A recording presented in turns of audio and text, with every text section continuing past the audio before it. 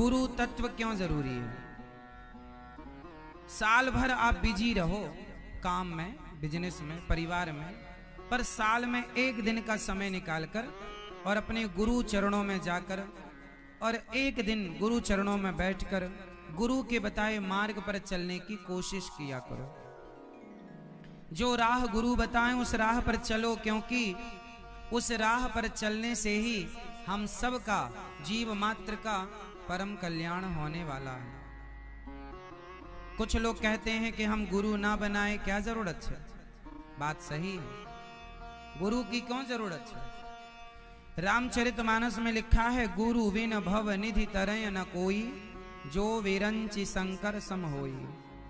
बिना गुरु के ज्ञान नहीं हो सकता।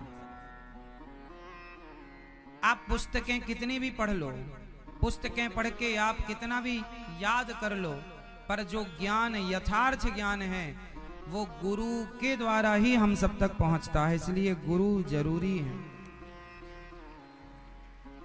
गुरु ना हो तो समाज में कोई ज्ञान ही ना रह जाए, भटक जाए समाज।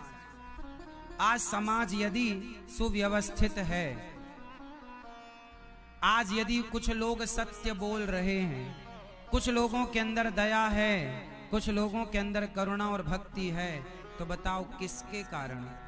यदि गुरु जन कथा सुनाना, उपदेश करना, सही राह बताना छोड़ दें तो फिर आप गलत राह पर ऐसे चले जाएंगे कि जब सही राह कोई बताने वाला होगा नहीं तो आने की कोई संभावना नहीं है। आज तो कम से कम ये है कि गुरुजनों के कारण कुछ लोग शराब छोड़ देते हैं, मांस छोड़ देते हैं, गलत संगति छोड़ देते हैं, गलत राह छोड़ देते हैं और सही राह पर चल पड़ते हैं, तो गुरुजनों की करुणा है। आज के इस युग में कुछ ही सही पर कुछ लोग जुड़े तो हैं, सीख तो रहे, आधार तो है। जब कलयुग का अंत आएगा ना तो ये गुरु परंपराएं भी लुप्त हो जाएंगी। जब कलयुग का अंत आएगा तो ना कोई पुराण रह जाएगा, ना कोई वेद रह जाएगा।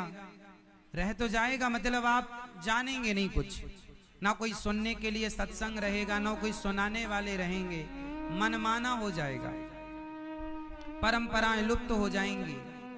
हमारी जो परंपराएं हैं कितनी प्राचीन है, कहीं कहीं दूर दराज कहीं जीवित रहेंगी। हमारी जो अपनी परंपरा है, संप्रदाय है, वह श्री संप्रदाय है। जो मंत्र हम जपते हैं, जो मंत्र हम आप लोगों को गुरु मंत्र में देते हैं, वह वो मंत्र है जो माता लक्ष्मी जी भगवान के चरण दबाते हुए सदा जपा करती हैं। इसलिए इस संप्रदाय का नाम ही श्री संप्रदाय है। क्या नाम है? ये दास अनिरुद्ध किस संप्रदाय से है? तो श्री संप्रदाय। इस संप्रदाय से जो जुड़ता है उसके जीवन में कभी श्री मतलब लक्ष्मी की कमी नहीं होती, क्योंकि लक्ष्मी जी की संप्रदाय है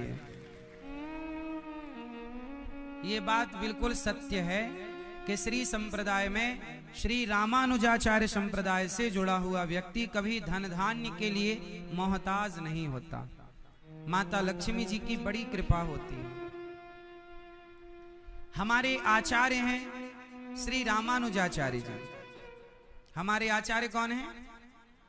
श्री रामानुजाचार्य जी। श्री रामानुजाचार्य जी ने भगवान से कहा, आपको पता है श्री रामानुजाचार्य जी का शरीर आज भी है, शरीर आज भी है। आपने कभी दर्शन किया? नहीं।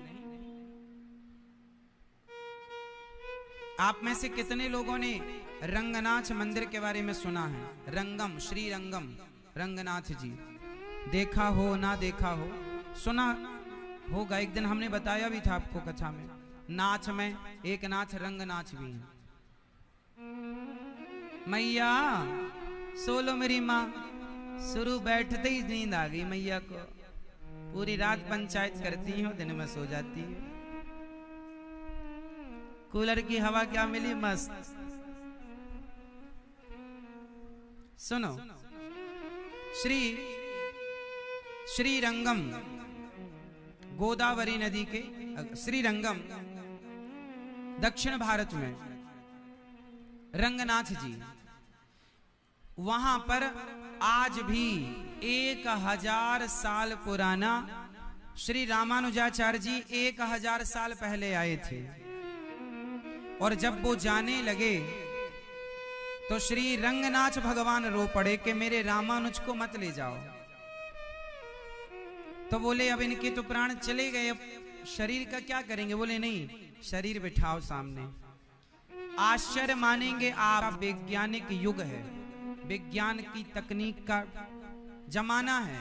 आज के युग में बताइए, किसी का शरीर खुले में आप रख दो तो क्या 2-5 दिन से ज्यादा रहेगा? कीड़े पड़ जाएंगे, गल जाएगा, दुर्गंध से औरों की जान चली जाएगी। ये बात सही है कि गलत है? लेकिन आज के साइंस के युग में भी आप देख सकते हैं, रिसर्च हो चुकी है बड़ी बड़ी। आज भी 1000 साल पहले जब श्री रामानुजाचार्य जी का शरीर छूटा तो उन्होंने, भगवान ने कहा इन्हें यहीं बिठाओ। आज भी रंगनाथ भगवान के मंदिर के ठीक सामने आज भी उनका जस का तस, ज्यों का त्यों वो शरीर आज भी वहां स्थित है। ऐसी मुद्रा में बैठे हैं, ऐसी मुद्रा में आज भी आप जाके आज भी देख सकते हैं। साल में एक बार चंदन का केवल लेप होता है और कुछ लगाया नहीं जाता कि बॉडी रखने के लिए कोई फ्रीजर होगा, कोई प्रोसेस, कोई प्रोसेस नहीं, ऐसे ही विराजे हैं और केवल चंदन का लेप होता है। ये देखिए, ये दर्शन कीजिए आप, ये जो शरीर है ना आप देख रहे हैं, जो ये बिल्कुल ओरिजिनल शरीर है। आप देखिए टीवी पर, ये ओरिजिनल पूरी धरती पर 1000 साल पुराना यदि शरीर है तो हमारे आचार्य चरण का शरीर है, श्री रामानुजाचार्य जी का ये शरीर है। आप देख रहे हैं टीवी पे, शरीर जस का तस, मतलब जस का तस मतलब आज भी साल 1000 साल हो गए इस बात को। मंदिर कभी जाएं श्रीरंगम तो वहां पर प्रत्यक्ष दर्शन होगा। तो जो श्री रामानुजाचार्य जी का आपने दर्शन किया, इन्होंने भगवान से कहा, इन्होंने भगवान से कहा कि हे प्रभु आप मुझे को वादा करो, वादा करो। भगवान ने कहा क्या? अच्छा, भगवान ना श्री रामानुजाचार्य जी को खूब प्यार करते थे। रामानुजाचार्य जी कौन है? श्री लक्ष्मण जी के अवतार ही श्री रामानुजाचार्य जी हैं। ये किन के अवतार हैं?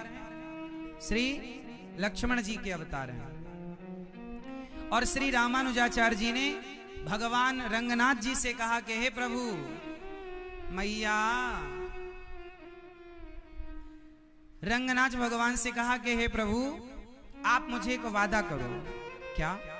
आप मुझे ये वादा करो कि जो भी इस श्री संप्रदाय में दीक्षित है, दीक्षा ली, शिक्षा ली, जो इस संप्रदाय से जुड़ा हुआ है, जो श्रीमन्नारायण का आश्रय लिया है, जो भगवान कृष्ण और श्री राम का आश्रय लिया है, इस संप्रदाय से जुड़कर उस व्यक्ति का कभी पतन नहीं होगा, ये मुझे वादा करो। भगवान ने कहा ठीक है। जो इस परंपरा से जुड़ेगा उस व्यक्ति का, वो कैसा भी हो, यदि आप जुड़ गए हैं, आपने बस एक बार कह दिया कि मैं रामानुजी हूं, बस रामानुजी मतलब मैं रामानुज परिवार से हूं। ये हम सब किस परिवार से हैं? श्री गौरी गोपाल परिवार तो है, लेकिन हम सब का मूल परिवार है रामानुज परिवार। श्री रामानुजाचार्य जी के हम सब उन्हीं परंपरा में है ना। तो हमारे आचार्य हैं श्री, जिनका भी शरीर आपने देखा, हम उन लक्ष्मण जी के परंपरा से हैं और उनके परिवार से हैं। तो कोई आपसे पूछे आप किस परंपरा से हैं, तो आप कहो हम रामानुजी हैं, रामानुजाचार्य परंपरा से। इस परंपरा को श्री संप्रदाय भी कहते हैं, क्योंकि ये माता लक्ष्मी जी से स्टार्ट हुई। जब भगवान श्री कृष्ण चले गए तो शठकोप स्वामी जी आए इस कलयुग में प्रथम, और उन्होंने फिर इस परंपरा का प्रचार किया। आगे चल करके फिर श्री यामुनाचार्य जी, श्री आगे बहुत सारे आचार्य चरण हुए हैं। सभी आचार्य चरणों को प्रणाम। लक्ष्मी नाथ समारंभम। देखिए इस परिवार का परिचय क्या है। कोई पूछे आपकी श्री संप्रदाय कहां से स्टार्ट हुई, तो इसका परिचय ये है, लक्ष्मी नाथ समारंभाम नाथ यामुन मध्यमाम अस्मदाचार्य पर्यंताम वंदे गुरु परंपराम। ये गुरु परंपरा है। लक्ष्मी नाथ, लक्ष्मी नाथ मतलब लक्ष्मी के नाथ भगवान नारायण। लक्ष्मी जी नाम पहले किसका है, लक्ष्मी नाथ। क्या नाम आया? हमारी संप्रदाय कहां से स्टार्ट हुई? भगवान नारायण ने जो मंत्र हम आपके कान में देते हैं, अष्टाक्षर मंत्र, वह मंत्र सबसे पहले भगवान नारायण जी ने लक्ष्मी जी को प्रदान किया और फिर लक्ष्मी जी ने प्रदान किया श्री सठकोप स्वामी जी को। उसी परंपरा में फिर वो मंत्र उनके शिष्यों के बाद श्री यामुनाचार्य जी तक पहुंचा, फिर यामुनाचार्य जी के बाद श्री रामानुजाचार्य जी तक पहुंचा, फिर उनके शिष्यों के बाद उस परंपरा में फिर वो मंत्र हमारे गुरु जी तक पहुंचा। उस मंत्र का परंपरागत जाप किया, करोड़ों जाप किया और जाप करके फिर गुरु जी ने वही मंत्र हमें दिया, हमने उसका जाप किया और वही मंत्र जपते हैं, वही मंत्र आश्रय लिए हैं और वही मंत्र आप सबको प्रसाद स्वरूप देते हैं। जो परंपरा, ये परंपरा है। जब परंपरागत गुरु बनाते हैं तो परंपरागत मंत्र मिलता है। यदि गुरु नहीं तो ज्ञान तो हो जाएगा पर परंपरागत मंत्र नहीं होगा।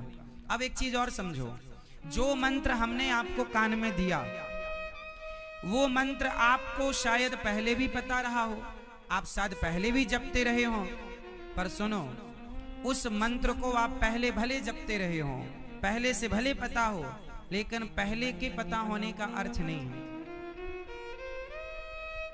भाई आपके जेब में एक पत्थर बहुत दिनों से पड़ा है, लेकिन आपको पता ही नहीं कि वो पत्थर नहीं हीरा है। मंत्र जब तक गुरु परंपरा से नहीं मिलता तब तक वह मंत्र काम नहीं करता। समझो, जो मंत्र हमने पाया वो हमारे गुरुजी ने दिया, उसे जपा, उसे सिद्ध किया, उनके गुरुजी ने जप कर दिया, उनके गुरुजी, वो जागा हुआ मंत्र परंपरागत मिला है। आपने बाजार की पुस्तक ली, उसमें वो मंत्र देखा, जाप करना स्टार्ट कर दिया, उसका कोई अर्थ नहीं। जब वही मंत्र जपा हुआ जब प्राप्त होता है तो वो ज्यादा पेड़ पर फल लगे होते हैं, पर जिस फल पर तोता अपनी चोंच मार देता है वो फल अत्यधिक मीठा होता है या हो जाता है। ये बात सही है। उसी तरह जो गुरु जी की वाणी से जपा हुआ मंत्र है वह मंत्र अत्यधिक मीठा और अत्यधिक फलदायी होता है। इसलिए गुरु परंपरा है, मनमाना नहीं। भगवान राम भी वशिष्ठ जी के पास गए और गुरु परंपरा का पालन किया। भगवान कृष्ण भी परंपरागत पालन करते। इसलिए परंपराओं का बहुत बड़ा महत्व है और आप भी इन परंपराओं को आज जानते हैं। आज तो इस युग में चलो आप कुछ जान भी रहे हैं, आने वाला जो युग है उसमें कोई ना जानेगा कि परंपराएं क्या होती हैं, संप्रदाय क्या होती हैं। आने वाला युग बड़ा भयंकर है, पर आप लोग यदि इस परंपराओं को, इस ज्ञान को बचाए रखे हैं तो आप बचाए रखिएगा। हमारी जो श्री संप्रदाय है इस परंपरा में शरणागति विशेष मानी जाती है। हमारे यहाँ केवल ये कहा जाता है, स्वामी श्री रामानुजाचार्य जी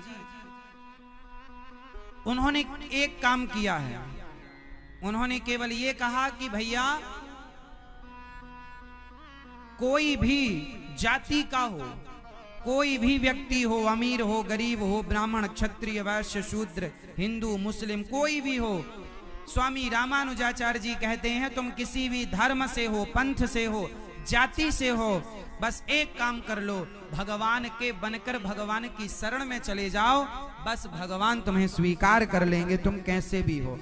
शरणागति को विशेष महत्व दिया है। हमारी संप्रदाय में किसका महत्व ज्यादा है? भगवान के चरणों में आत्मसमर्पण करने का। हमारे यहाँ भगवान को दूध, दही, घी, शक्कर, नारियल, मेवा, मिष्ठान चढ़ाने की परंपरा कम है। अपने आप को समर्पित करने की परंपरा है। अपने आप को चढ़ाइए। क्या चढ़ाएंगे भगवान को? अपने आप। हे प्रभु, आज से हम आपके, आज से हम आपके, तो भगवान के बन जाओ। हाँ, हम हाथ उठाकर कहते हैं हम हो गए राधा रानी के। हम हाथ उठाकर कहते हैं हम हो गए राधा रानी के। हम हो गए श्यामा प्यारी के। हम हो गए श्यामा प्यारी के। हम हो गए राधा रानी के। हम हो गए राधा रानी के। जैसे यहाँ पर कृष्ण और राधा है ना, हम लोग कृष्ण और राधा जी को जानते हैं। उसी प्रकार इस कलयुग में राधा जी का एक अवतार और हुआ है। आप लोगों को पता है या नहीं? नहीं। आप कभी दक्षिण भारत जाएंगे तो वहां रंगनाथ मंदिर में, वहां चाहे रंगनाथ जी जाओ, चाहे तिरुपति बालाजी जाओ, वहां पर मां गोदाम्बा है। कौन मां? गोदाम्बा। ये कलयुग की घटना है। गोदाम्बा मां ही उनकी बड़ी कथा है, बड़ी अद्भुत कथा है। जैसे श्री राधा रानी की कथा है जन्म की और उनके कृष्ण प्रेम की, उसी प्रकार भगवान श्री तिरुपति बालाजी से श्री रंगनाथ भगवान के प्रेम की कथा, भगवान से प्रेम की कथा मां गोदाम्बा की है। तो गोदाम्बा मां कौन है? इस कलयुग में ही उनका प्राकट्य हुआ। दक्षिण भारत में आज भी वो गांव हैं जहां मां गोदाम्बा का प्राकट्य हुआ। जैसे उत्तर भारत में हम राधा कृष्ण कहते हैं, ऐसे वहां रंगनाथ भगवान के बगल में, श्री रंगनाथ भगवान के बगल में और तिरुपति बालाजी के पास मां गोदाम्बा जी विराजमान है। राधा जी का ही एक स्वरूप, राधा जी का ही एक अवतार इस कली काल में। उस प्रेम, जो अधूरा प्रेम रह गया था, उस अधूरे प्रेम को पूरा करने के लिए मां गोदाम्बा के रूप में मां ने जन्म लिया, श्री राधा रानी ने। और मां गोदाम्बा, तो गोदाम्बा जी के बारे में आप गूगल में सर्च कीजिएगा, बहुत सारी कथाएं आपको मिलेंगी, बहुत सारा चरित्र मिलेगा। हम आपको सुनाएंगे एक दिन पूरा श्री मां गोदाम्बा जी का चरित्र। श्री राधा रानी का ही एक अवतार है वो। जैसे भगवान कृष्ण का ही एक रूप बिहारी जी हैं, भगवान का ही एक रूप राधा रमण जी हैं, भगवान का ही एक रूप द्वारिकानाथ जी हैं, उन्हीं का एक रूप विट्ठलनाथ जी हैं। उसी तरह श्री राधा रानी जी का ही एक स्वरूप, एक रूप दक्षिण में गोदाम्बा मां के नाम से जाना जाता है, मां गोदाम्बा। तो आप सभी इस परंपरा के बारे में, श्री संप्रदाय के बारे में बहुत सारा सर्च कर सकते हैं गूगल में, यूट्यूब पर बहुत सारा ज्ञान आपको मिलेगा। अभी बहुत जल्दी इस संप्रदाय से जुड़ी एक पुस्तक मैं आप तक पहुंचाने वाला हूं, जिसमें संपूर्ण कथाएं होंगी श्री रामानुजाचार्य जी की। कितने आचार्य इस परंपरा में हुए हैं, और वो पुस्तक बहुत जल्दी, लगभग 1 से 1.5 महीने के अंदर आपको जल्दी उपलब्ध होगी। प्रपन्नामृत उसका नाम होगा। क्या नाम होगा? प्रपन्नामृत। तो आप इस पुस्तक को, जिसमें श्री संप्रदाय की पूरी जानकारी होगी, गोदाम्बा माँ कौन है, श्री रंगनाथ भगवान कौन है, तिरुपति बालाजी कौन है, और भगवान के ये जो श्री संप्रदाय में श्री रामानुजाचार्य जी की क्या क्या कथाएं हैं, क्या क्या इनका बचपन हुआ, कैसे कैसे बचपन बीता, पूरी चर्चाएं, पूरी कथाएं। प्रपन्नामृत नाम की पुस्तक जो अभी बाजार में नहीं मिलती। ये प्रपन्नामृत कोई मैंने नहीं लिखी, ऑलरेडी हमारी श्री संप्रदाय में पहले से थी, पर चूंकि अब उसे पढ़ने वाले, समझने वाले लोग कम बचे तो चीजें लुप्त हो गईं, तो फिर हमने उसे अभी प्रिंट कराया, छपवाया, अभी चल रही है उसकी कार्यवाही, चल रहा है कार्य। बहुत जल्दी वो आपको प्राप्त होगी और फिर आप उसे पढ़ें और अपने बच्चों को पढ़ाएं। देखिए ये परंपराएं लुप्त हो रही हैं, अब उन्हें बचाए रखना हम सबकी जिम्मेदारी है। परंपराएं लुप्त हो रही हैं, तो इन परंपराओं को आपको बचाए रखना है। इसी संप्रदाय में एक चर्चा है भगवान संपत लाल जी की। संपत लाल जी की कथा सुना आप लोगों ने? नहीं? दिल्ली में एक राजा था, मुगल राजा। उसने सारे मंदिर तोड़े तो एक मंदिर से संपत भगवान जी को, संपत लाल जी को ले आए। भगवान जी का नाम है संपत लाल जी। तो उन्हें ले आए तो संपत लाल जी ने भगवान रामानुजाचार्य जी को सपने में कहा कि मैं दिल्ली में फलाने राजा के यहाँ फलानी जगह पर हूं, तुम आओ और मुझे यहां से ले चलो। तो दक्षिण भारत से श्री रामानुजाचार्य जी दिल्ली आए। दिल्ली पे राजा मुगल के द्वार पर आए। राजा ने स्वागत किया। महाराज आप कहां से? बोले हम दक्षिण से आए हैं और हमारे भगवान आपके पास, तुमने मंदिर तोड़े तो हमारे भगवान तुम ले आए। उन्होंने सपने में कहा कि हम यहाँ हैं। तो राजा ने कहा कि ठीक है, वहां बहुत सारी मूर्तियां रखी हैं, जो तुम्हारे भगवान हो देख लो। तो रामानुजाचार्य जी ने देखा पर वहां मिले नहीं। बोले यहाँ तो नहीं है, पर भगवान ने तो यही कहा था। तो हुआ क्या था, जो राजा की बेटी थी वो बेटी संपत भगवान से बड़ा प्यार करने लग गई थी। वो ले गई अपने कमरे में और रोज उनकी सेवा पूजा करे। तो किसी ने बताया कि वो भगवान तो उनके पास हैं, राजा की बेटी। तो राजा की बेटी से कहा गया कि आप भगवान लाओ। उसने कहा मैं नहीं दूंगी, क्योंकि ये मेरे भगवान हैं, मैं इनसे प्यार करती हूँ। अच्छा, वो उनसे पति की तरह प्यार करने लग गई। उसे भगवान से प्रेम हो गया पति की तरह। और वो मुसलमान की बेटी थी, पर प्यार भगवान से हो गया।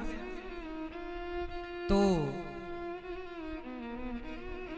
रामानुजाचार्य जी ने कहा कि भाई भगवान ने सपने में कहा है, हमें देना पड़ेगा, जल्दी लाओ। अब वो लड़की रोती रोती बेचारी भगवान को लाके रखी। लड़की बोली मेरे भगवान है। रामानुजाचार्य जी ने कहा मेरे भगवान है। राजा ने कहा एक काम करो, भगवान जी को बीच में रखो, एक तरफ आप बैठो, एक तरफ मेरी बेटी बैठेगी, वो दोनों बुलाओ। ये भगवान जिनकी तरफ जाएंगे चलकर, ये भगवान उनके, जाओ अब बुलाओ। तो श्री रामानुजाचार्य जी ने मंत्र पढ़े, खूब वेद मंत्र पढ़ा। हे प्रभु, कल आपने सपना दिया था, हम आए हैं, पहचाना आपने हमें, आप जल्दी आओ, हमें जाना भी है, चलो जल्दी से हमारे साथ। भगवान नहीं आए। भगवान भी कम कातुकी हैं क्या? नहीं आए। और वो लड़की, मुगल की बेटी, उसने रोकर पुकारा हे प्रभु, मैं आपके बिना कैसे रहूंगी। तो दौड़कर भगवान उसकी तरफ जाने लगे। और जब जाने लगे तो भगवान रामानुजाचार्य जी गुस्सा हो गए। सुनो, हम जा रहे हैं, ये रहा तुम्हारा त्रिदंड, ये रहा तुम्हारा कंबल। जब तुम्हें उसी से प्यार था तो हमें काय को सपने देकर बुलाया? उन्हीं के पास रहना था तो हमारे पास क्यों? ना उन्हें साफ सफाई का ध्यान है, वो मांस खाते हैं, तुम्हें मांस का भोग लगाते होंगे, जाओ तुम उसी के पास, हम जा रहे हैं। और जब रामानुजाचार्य जी ने ऐसा कहा तो भगवान तुरंत मुड़े और रामानुजाचार्य जी की गोद में आकर के बैठ गए। भगवान तुरंत वापस आए और गुस्सा किया श्री रामानुजाचार्य जी ने कि जब उसी के पास रहना था तो हमें क्यों बुलाया सपना देख के? इतनी दूर आए और हमारे पास नहीं आ रहे हो। चलो, अब जब भगवान आए, गोद में आकर बैठ गए, तो भगवान को लेकर के श्री रामानुजाचार्य जी जाने लगे। तो वो लड़की रोने लगी, मुगल की बेटी, मैं इनके बिना जी ना पाऊंगी, मैं इनके बिना रह ना पाऊंगी। तो और अंत में उसके अंदर, लड़की के अंदर से इतना प्रेम उमड़ा, इतना प्रेम उमड़ा, ऐसी प्रेम उमड़ा कि जैसे श्री चैतन्य महाप्रभु भगवान जगन्नाथ जी में समा गए, जैसे जैसे मीराबाई द्वारिकाधीश में समा गई, ऐसे वो मुगल की बेटी सबके देखते देखते उस संपत कुमार में, संपत लाल जी में समा गई। तब श्री रामानुजाचार्य जी ने संपत लाल जी को ले जा करके मदुरई के पास स्थान है, आज भी वो जगह, आज भी वो संपत लाल जी का मंदिर है, वहां बिठाया, भगवान जी की स्थापना की और सोने की वो जो मुगल राजा की बेटी थी उस बेटी का सोने का विग्रह बनवाया श्री रामानुजाचार्य जी ने। और संपत लाल जी के बगल में आज भी संपत लाल जी के बगल में उस राजा की बेटी का आज भी वो विग्रह पूजा जाता है कि ये भगवान में समा गई, उनकी भक्ति को आज भी प्रणाम किया जाता है। तो ये दक्षिण भारत में स्थान है सब, आज भी संपत कुमार जी, मैं आपको सब बताऊंगा, अभी पुस्तक जब आएगी आप पढ़ेंगे ना तो एक एक चीज क्लियर होगी। इस संप्रदाय से जुड़ा हुआ जो ज्ञान है वो आपको प्राप्त होगा।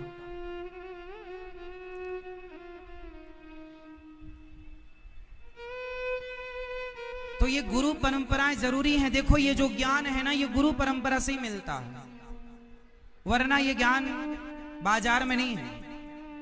आप पुस्तकें खरीद लीजिए बहुत सारी, जो परंपरागत ज्ञान होगा वो परंपरागत ही होगा, वो ऐसे नहीं मिलता सबको।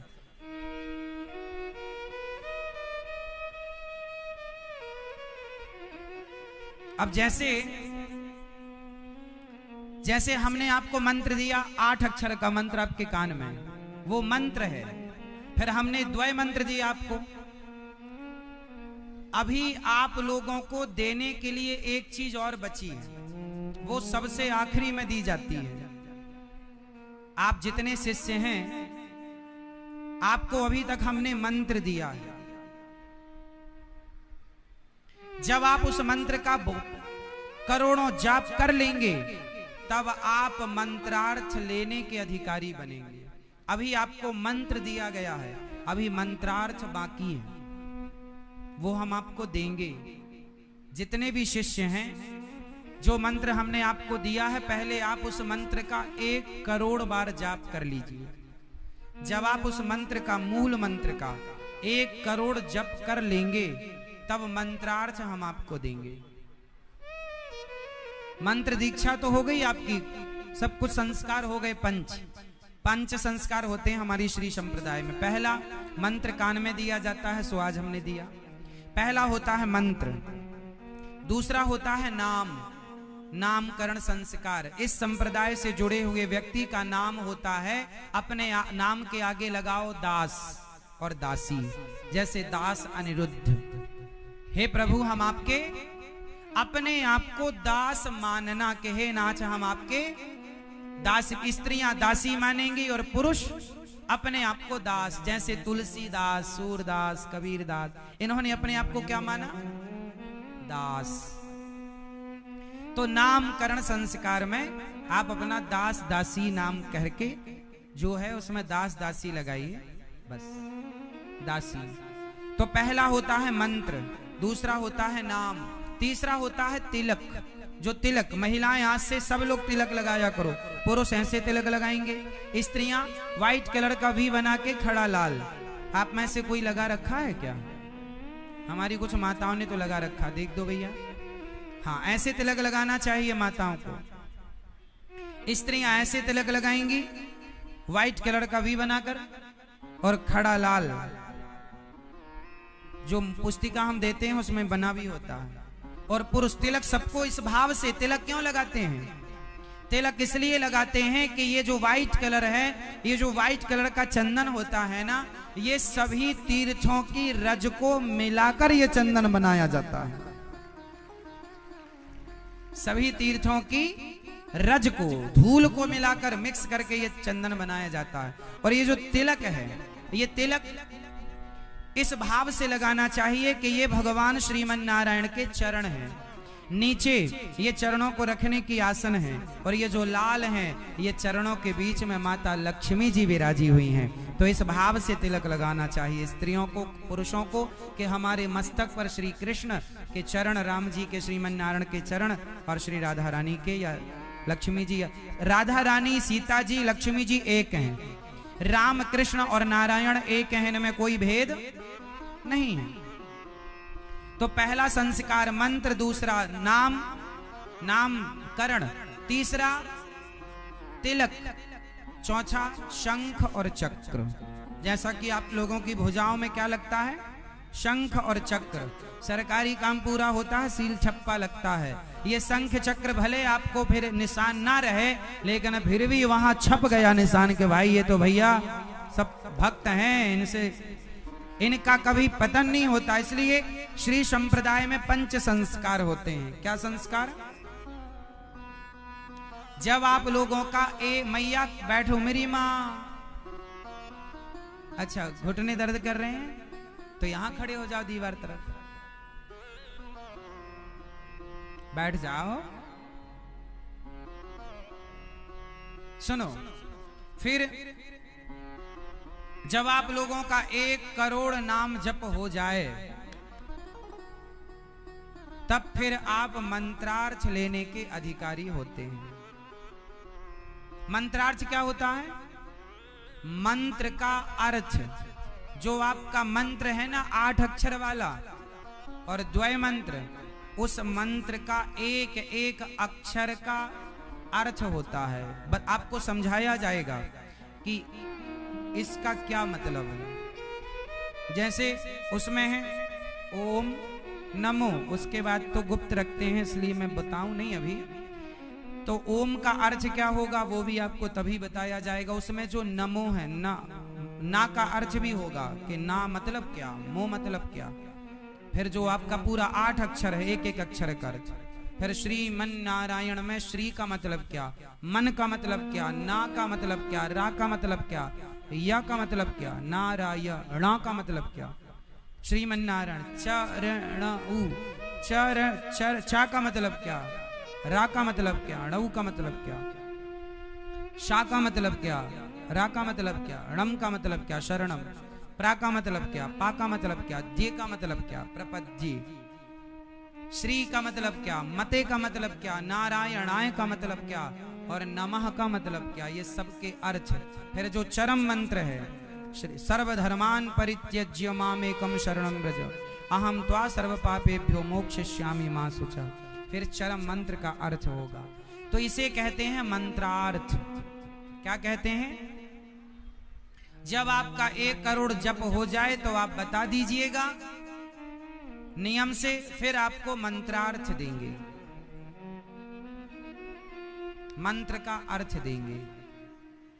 अभी सिर्फ जाप करिए।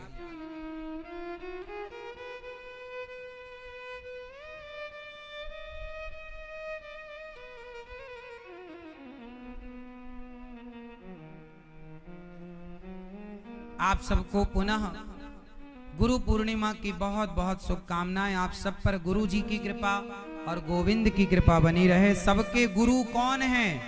भगवान कृष्णम वंदे जगत गुरु। सबके गुरु कौन? श्री कृष्ण।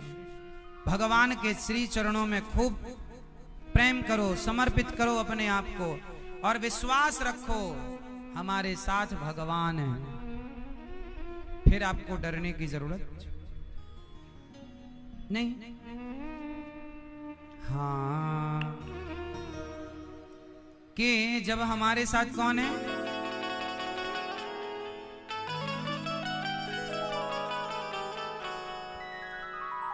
हाँ, सांवरा जब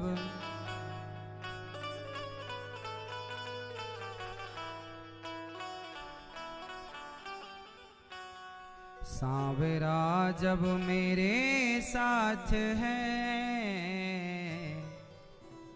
बोलो डरने की क्या बात है।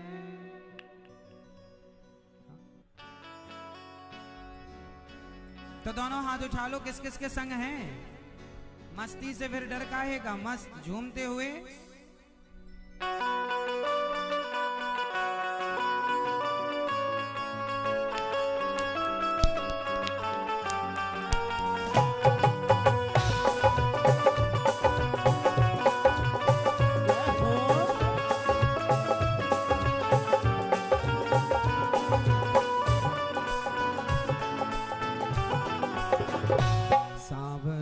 जब मेरे साथ है, बोलो डरने की क्या बात है।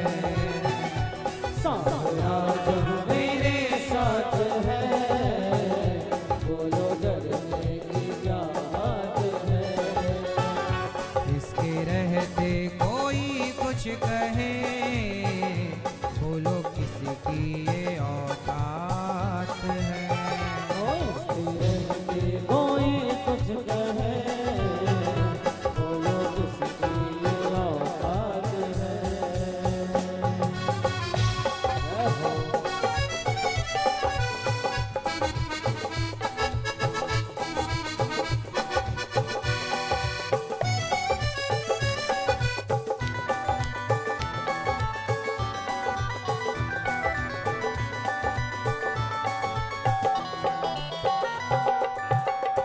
छाए काली घटाएं तो क्या, इसकी छतरी के नीचे हूँ मैं। और छाए काली घटाएं तो क्या, इसकी छतरी के नीचे हूँ मैं। आगे आगे ये चलता मेरे मालिक के पीछे हूँ मैं। आगे आगे ये चलता मेरे मालिक के पीछे हूँ मैं। इसने पकड़ा मेरा हाथ है, बोलो डरने की क्या बात है। इसने पकड़ा मेरा हाथ है, बोलो डरने की क्या बात है। जय हो।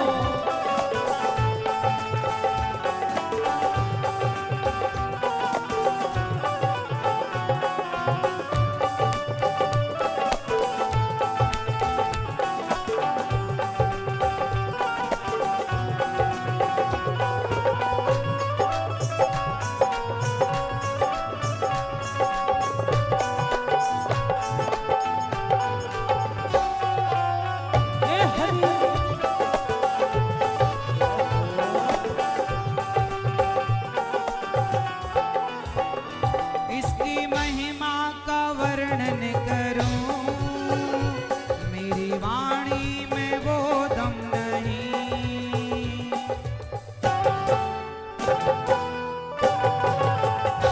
जब से इसका सहारा मिला, फिर सताए कोई गम नहीं। जब से इसका सहारा मिला, फिर सताए कोई गम नहीं। कान्हा करता करामात है, बोलो डरने की क्या बात है। कान्हा करता करामात है, बोलो डरने की क्या बात है।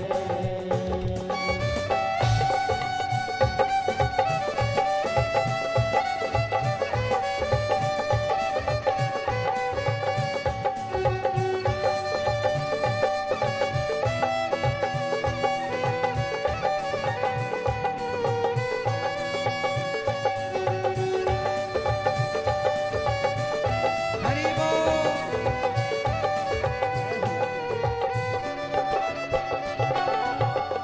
क्यों मैं भटकूं यहाँ से वहाँ, इनके चरणों में है बैठना।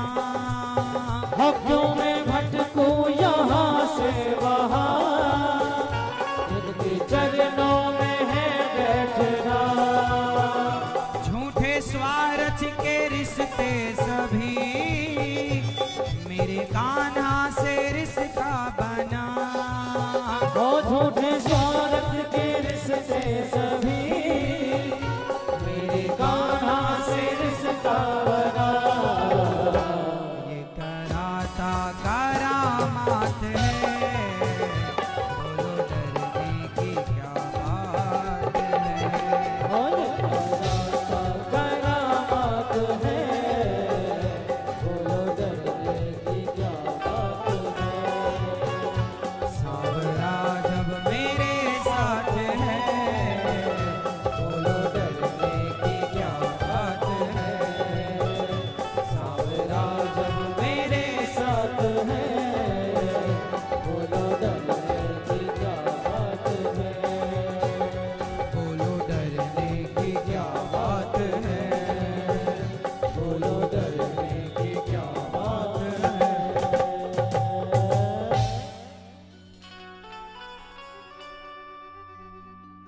क्यों मैं भटकूं यहाँ से वहां, इनके चरणों में है बैठना।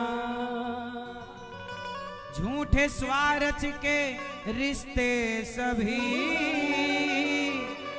मेरे कान्हा से रिश्ता बना, ये कराता मुलाकात है, बोलो डरने की क्या बात है। सांवरा जब मेरे साथ है, बोलो डरने की क्या बात है। भगवान की कथा में आप सभी दूर दूर से आए भक्तों का बहुत बहुत स्वागत, वंदन, सबका बहुत बहुत अभिनंदन। इस कथा में परीक्षित बनके श्री चंद्रावती अग्रवाल जी, गिरिजा अग्रवाल जी, लता अग्रवाल जी, सुनीला अग्रवाल जी, पुष्पा अग्रवाल जी, सुमन जी, हिना अग्रवाल जी, समस्त अग्रवाल परिवार सब पर, आप पर, सभी पर कृपा बनी रहे। बलरामपुर छत्तीसगढ़ से हैं बसंतपुर चंद्र किशोर भाटिया जी, टेलर श्रीमती संतोष भाटिया जी, श्री सुमित भाटिया जी और अर्चना भाटिया जी, आप सभी पर अमित युवान पीहू, केला गेट, ग्वालियर, मध्य प्रदेश से आप कथा सुन रहे हैं। 7 दिन के लिए मौन है श्री चंद्र किशोर जी, मौन होकर के कथा सुन रहे हैं। ये अच्छी बात है कि हम जब भगवान की कथा श्रवण करें तो वह संसार के प्रपंच से हट करके ही कथा श्रवण करें, तब उसका लाभ है। ठीक कर रहे हैं आप। साथ ही श्रीमती मीना सिंह, स्वर्गीय सुरेंद्र प्रताप सिंह जी, अजय माधुरी, प्रदीप सिंह, रेणु सिंह जी, सिंह परिवार आरा से हैं। आप सभी कथा की गंगा में आप सब डुबकी लगा रहे हैं और अपने लोक और परलोक को सवार रहे हैं। आप अपने जीवन को धन्य धन्य बना रहे हैं। प्रिय भक्तों, कल हम लोगों ने कथा सुनी कि भगवान ने गिरिराज जी को धारण किया।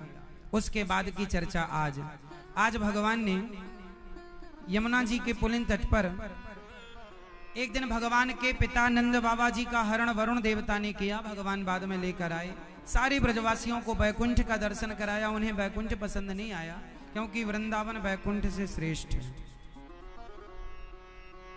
वृंदावन से अच्छा कुछ नहीं, सबसे बढ़िया है वृंदावन। वृंदावन से अच्छा भला क्या होगा। वृंदावन की महिमा प्यारे कोई ना जाने, प्रेम नगरिया मनमोहन की प्रेमी पहचाने। वृंदावन को कौन जान सकता है? जो प्रेम करता है वृंदावन से। वृंदावन आओ तो केवल प्रेमी बनकर आओ, अभिमान लेकर ना आना। यहाँ सच अपना मान सम्मान अपना सब घर पे ही छोड़ के आना। यहाँ सम्मान पाने की कामना ना करना। यहाँ तो अपमान भी मिले तो उसे भगवान का प्रसाद मान के इस धाम में रहो, क्योंकि ये धाम किस्मत वालों को मिलता, किस्मत वालों को मिलता है श्याम तेरा दरबार, है ना। किस्मत वालों को मिलता है श्याम तेरा परिवार। भगवान की कृपा के बिना ये धाम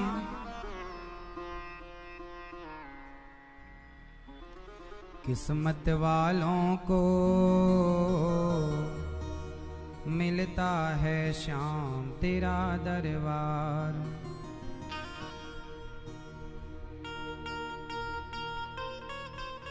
भगवान के बिना, उनकी कृपा के बिना भला कोई लाख उपाय कर ले, धाम नहीं मिलेगा।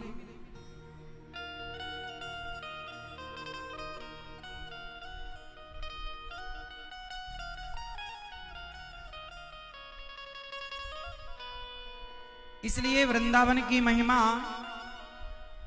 वेदों ने गाई, पुराणों ने गाई। हर वेद पुराण में वृंदावन धाम की महिमा आपको जरूर मिलेगी।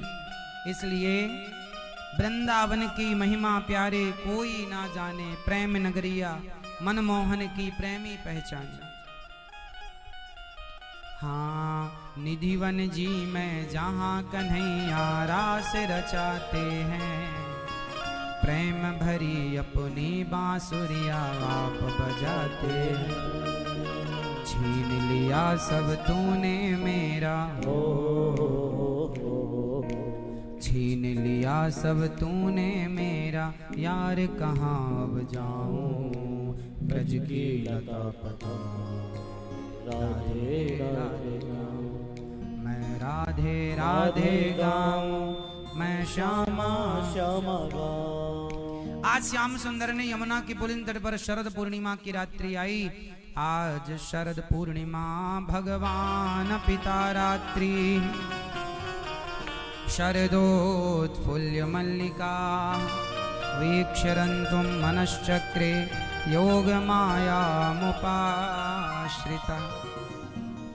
भगवान पिता रात्रि, शरदोत्फुल्य मल्लिका।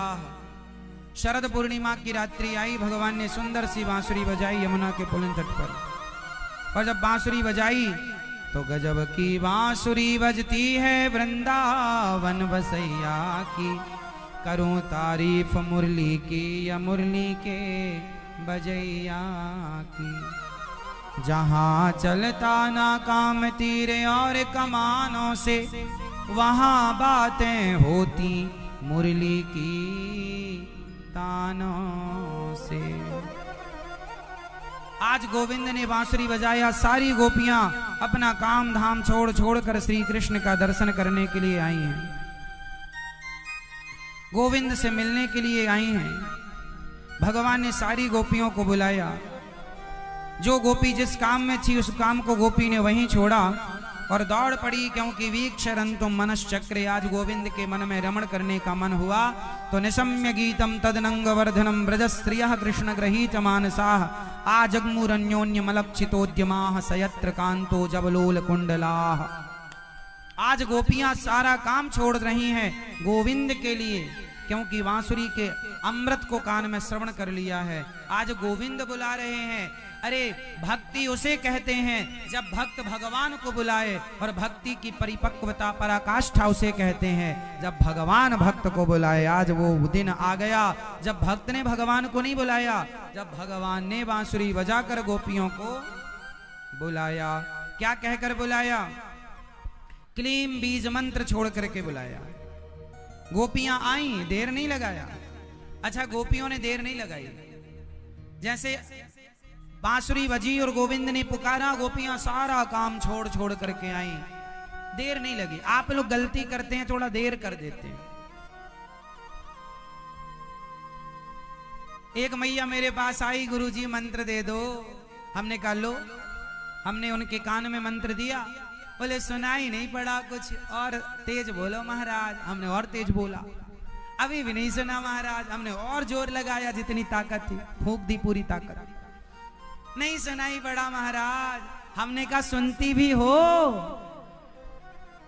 कान बचे हैं कि गए? बोले गए सब भगवान के पास। हमने कहा जब पंचर हो गई हो तब आ रही हो, बताओ। जब कान में सुनाई नहीं पड़ रहा तब ये गुरु मंत्र लेने आई है। जब बढ़िया थे तब चुगली सुनती थी, अब बहरी हो गई तो मंत्र सुनने आई हैं। देख लो ये क्या है। गोपियों ने देर नहीं लगाई, जल्दी आ गई। आप लोग देर लगाते हैं। आप लोग संसार में रह के मजे लेते हैं, और जब मजा पूरा हो जाता, मजा बजा कुछ मिलता नहीं। जब आपको आखिरी में समझ में आता यार क्या मिला, कुछ नहीं, भगवान ही सही है, तब तक जब आप आते हैं तब तक लेट हो जाता है। ना पांव से चला जा रहा है, ना कान से सुनाई पड़ रहा है, ना ठीक से मंत्र जाप कर पाएंगे। बूढ़ी बूढ़ी मैयाओं को मंत्र देते रहते हैं, बोलते रहते, बोलो मैया, वो कुछ का कुछ बोलती हैं। नारायण बोलना भी ठीक से नहीं आता, इसलिए भगवान का एक सबसे सरल नाम है राम। इसलिए हम बोलते हैं फिर कुछ ना बोलना आवे तो राम राम बोलो, सीताराम सीताराम, इससे भी तुम्हारा कल्याण हो जाएगा। आते ही नहीं। 8 अक्षर का मंत्र जो हम देते हैं ना, 30-40% लोग ऐसे होते हैं वो 8 अक्षर नहीं बोल पाते, सही नहीं बोल पाते। णा को ना बोलेंगे, कहीं कुछ का कुछ बोलेंगे। क्यों? जब पढ़ने लिखने सुनने समझने लायक थे, ध्यान नहीं दिया। 4 बेटे होंगे तो चारों का नाम याद हो जाता, पर मंत्र ना जल्दी याद नहीं होता। इसलिए मेरी मां, आप लेट ना करो। गोपियों ने बिल्कुल देर नहीं लगाई, जैसे बांसुरी बजाई गोपियां दौड़ पड़ी। दोहंत्यो भी अयो काश्चित दोहम हित्वा समुत्सुकाः। सारी गोपियां गाय दोह रही थी। एक सखी पयोधिसृत्य संयाव मनुद्वास्या परा ययो, एक गोपी गाय दोह रही थी कि बांसुरी सुनाई पड़ी तो गाय दोहना छोड़ चली। एक सखी चूल्हे पर दूध औंट रही थी, है ना? दूध औंटना जानती हो मैया? गाढ़ा करके दूध फिर बच्चों को पिलाती मैया, या फिर उसका वो खोवा बनाती है, मावा बोलते हैं, खोया। हमारे यहाँ खोवा बोलते हैं, आपके यहाँ खोया बोलते हैं। हमारे यहाँ खोया नहीं है, खोवा। सबकी भाषा अच्छी है, आप समझ गए। गाय का दूध औंट रही थी गोपियां कढ़ाई में, बढ़िया मस्त।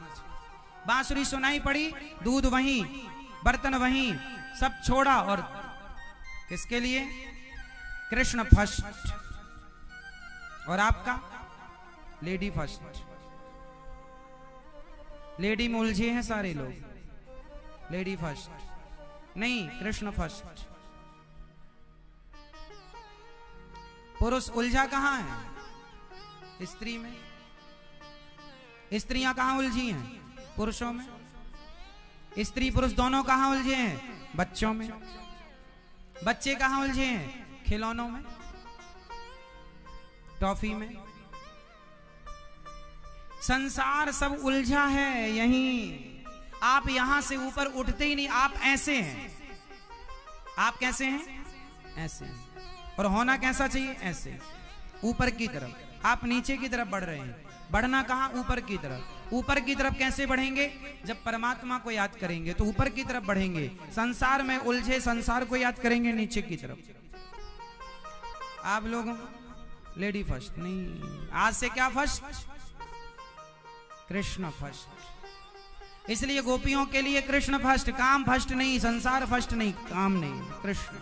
काम तो कल भी होगा, परसों भी होगा, जब तलक रहेगी जिंदगी, फुर्सत ना होगी काम से। कुछ समय निकालो ऐसा कि प्रेम कर लो घन श्याम से। होता नहीं है, निकालना पड़ता है। गोप